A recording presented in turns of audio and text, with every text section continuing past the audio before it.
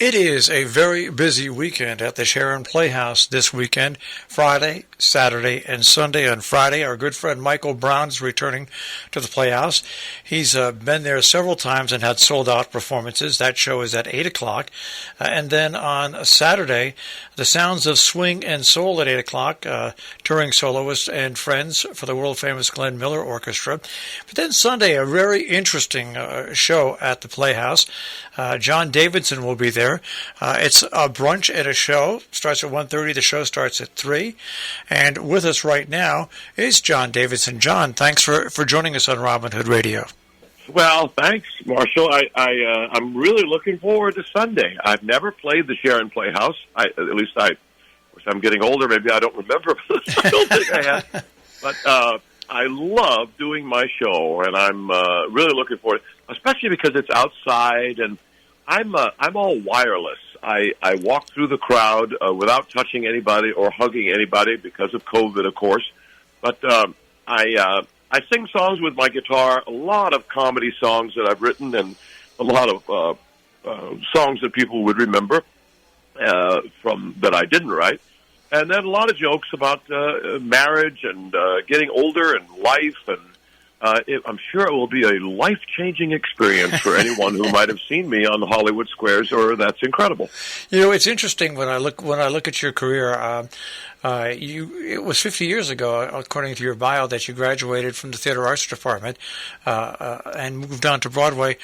When you graduated and went into your professional career, did you ever dream that over the course of a 50-year span like this, you would do as many different and diverse things that you have done? That's a great question. I originally, when I got my BA in Theater Arts, that's right, from Denison University, and went to New York. Here I was, a bright-faced kid from the Midwest, and this was in the 60s, and everybody, all the other actors looked like Robert De Niro and Al Pacino, and here I came, hi, and I think that's what got me started, was that I was just so clean-cut and so wholesome. Now I'm a crazy old liberal, but I think I just wanted to do Broadway, is to answer your question. I didn't envision this multifaceted career. A guy named Bob Banner, who had discovered Carol Burnett on Broadway and put her on television, Bob Banner discovered me in a musical called Foxy with Burt Lahr, and I was playing the juvenile lead. And he said, "You're not going to be just a knife or a spear. You're going to be a pitchfork or a Swiss Army knife." And so he said, all the great careers have done it all. You're going to do sitcoms. You're going to play Vegas. You're going to do Shakespeare. You're going to be a game show host. You're going to be all these different things. And so he helped me to be this sort of well-rounded career that might be very confusing to people sometimes. People are going to say, "What's he going to do? Show That's Incredible, weird things at Sharon Playhouse on Sunday, or is he going to play tic-tac-toe like he did on Hollywood Squares?" And no, so it has been a confusing career, but that's why I'm still doing it. Is I still love the versatility, the variety of it. We are speaking with John Davidson, who is coming to the Sharon Playhouse on Sunday with a Sunday brunch and then show performance, which begins at 1:30, the show at 3. It's interesting, when I looked at you, you started off playing under Burt Lahr. One of my favorite characters and one of my things that I sing all the time is from Wizard of Oz, If I Were King of the Jungle. What was it like working with Burt Lahr? First of all, it's very strange, Marshall, that you sing that song all the time. I think I can get help for you. Maybe you need some therapy for that. I don't know. But if I were king of the jungle, I can't even do it. You do it. You do it. If I were king of the jungle. Yes, well, you did it better than I. Burt Lahr was an inspiration in that he was a very hard worker. I also did an industrial show with him where I played his son. Burt Lahr was never satisfied with his performance, as I picked up that characteristic. He was a worrier. He was very hard on himself, and I would watch him from the side stage, and he just wanted to get every possible audience reaction out of what he was doing, and very paranoid that someone else was stealing the scene from him, and no one else could move on stage while he was on stage. You never raise your arm up and push your hair back or something like that, because it would be distracting to his performance. And when he came off, he just sat in a chair and went over his last performance. He was very hard on himself and very much a worrier. And he was not. I wouldn't call him a happy man, but a lot of comedians are like that, We're speaking with John Davidson. Now, you received, I think one of the best roles that you can possibly play is one that you received a Theater Guild Award in the revival of Oklahoma. You played Curly. That really had to be a fun role to get into. Yeah, that was my first Broadway show in New York City Center, and Richard Rogers came in and directed the last 3 days, so really helped me do chicks and ducks and geese batiscary in Surrey with a fringe on top. Yeah, that was my start. Susan Watson, I played opposite her, wonderful singer-actress. It was a great chance to be on Broadway and go to Sardi's for opening night and all that stuff. It got me my start, and that's where that's one of the shows that Bob Banner helped me to do on my way to becoming this more versatile performer. But yeah, I love playing Curly. I played Curly too much. I did Curly, different productions of it, national tours, everything, until I was 55. Curly can't be 55. Okay, there's something wrong with the world. It's like you singing "If I Were King of the Jungle." What is wrong here? Curly has got to be 22, 21, and young cowboy. But anyway, I love that role. Yeah, it was great. Did you ever play Curly? No, the only thing I ever played, and it was at the Sharon Playhouse. I played in The Music Man, and I got roped into doing it, and it was I played the Buddy Hackett role in The Music Man, and I ended up poopy. Yeah, I got great reviews, by the way, and the only reviewer that put down was that at the end of Shapoopy, because that's the first time I ever did a song and dance on stage, the one reviewer from the Poughkeepsie Journal said, I could see the relief in his face when the song ended. Well, that's a fun song and a cute dance, and I'm sure you were great. It was a lot of fun. Now, I look at what. By the way, we're speaking with John Davidson once again. He will be at the Sharon Playhouse on Sunday. It's a great kind of brunch show thing. It starts at 1:30. There'll be brunch, and then the show will be at 3 o'clock. SharonPlayhouse.org. But to take a look at you going from Broadway, TV, movies. I mean.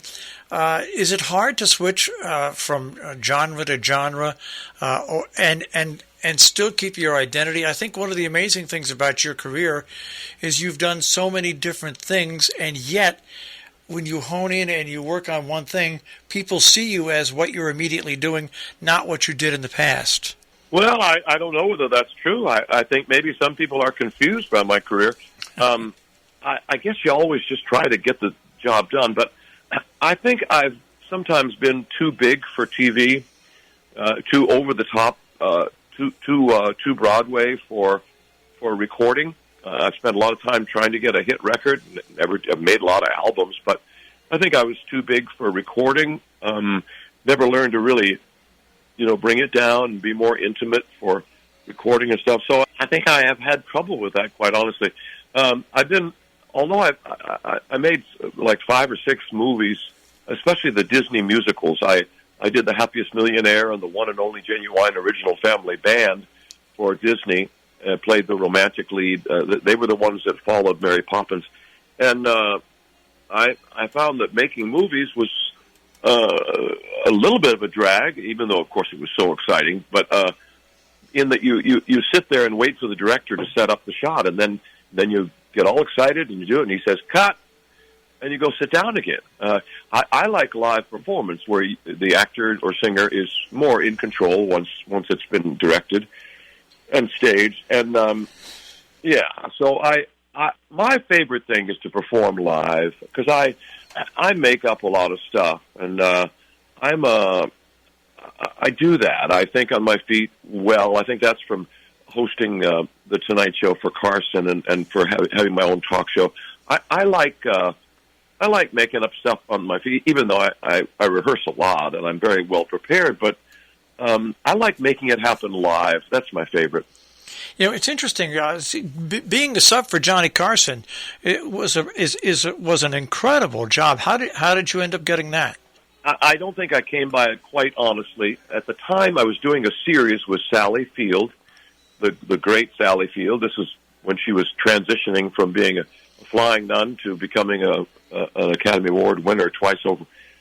Great lady. But we did a series called The Girl with Something Extra, all about ESP, where she could read my mind. It was on for a year in the mid-'70s, and it was on NBC.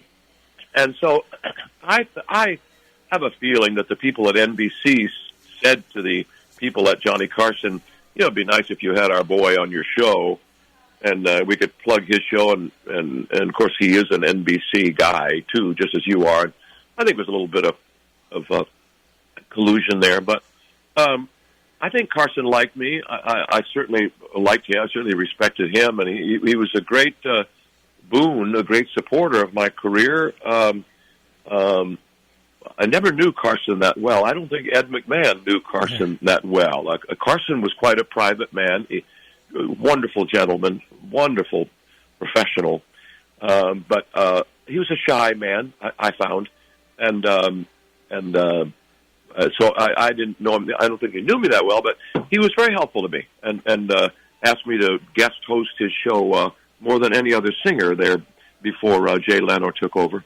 All right, we're speaking once again with John Davidson Sunday at the Sharon Playhouse, sharonplayhouse.org for tickets and more information. Now, what's interesting that I also found out about you, that you're involved in a club called Club Sandwich, and I think it's an extension of basically what your career is, except it also opens what you do to other people. I live in New Hampshire. For the last 4 or 5 years, I've come back to New England. My roots, I grew up outside of Brockton, Mass, until I was about 14. And I've come back to New England and found a place in New Hampshire. It's an old farmhouse that had been redone. And it's a musical venue in Sandwich, New Hampshire, and I'm calling it Club Sandwich, which I thought was kind of a clever name. No, it's not a deli. We don't serve any food at all, popcorn and water. But it's a 40-seat. That's smaller than outdoors at Sharon Playhouse. 40 seats, and I sing every Friday and Saturday night in Sandwich, New Hampshire, in the Lakes region, outside of Meredith. I sing every Friday and Saturday through the end of October. And it's been sold out. I'm mostly sold out through September, although if you show up at the theater at 6:45, there are seats available here and there because we've added extra chairs. And then during the week, I present other performers on Wednesdays and Thursdays. And it's a listening room. People sit on couches and love seats and overstuffed chairs. And it's something I've always wanted to do. It's a barn. It's a barn theater with a wonderful sound system and rear projection, a multimedia show. I can be singing in the woods of New Hampshire or at the ocean, or I can be singing anywhere. So it's something I've always wanted to do, and I'm just loving it. And I'm going to be 80 in December. 80, Marshall, 80. And I am just loving doing it. Well, I think I'm going to be 69 in October, and I sit back and I say, I can't believe I have been doing this for 50 years straight through, even though it's not a job, it's part of my regular life. And I think that's probably what keeps you going so strong, is that I don't think you approach this as a job. You just enjoy it, you enjoy people, and you enjoy performing. I can't imagine just sitting and watching the sunset, and I hope that I might inspire people who are over 50 or 60 and are trying to figure out what to do with their later years. I think you just keep doing it until you fall down.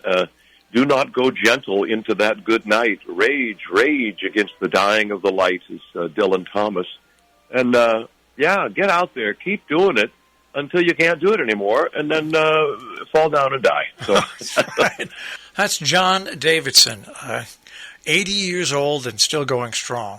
And John will be at the Sharon Playhouse, the Sunday Brunch, which is coming up this Sunday, August 22nd. The brunch at 1:30, the show at 3 p.m. Tickets and more information at sharonplayhouse.org.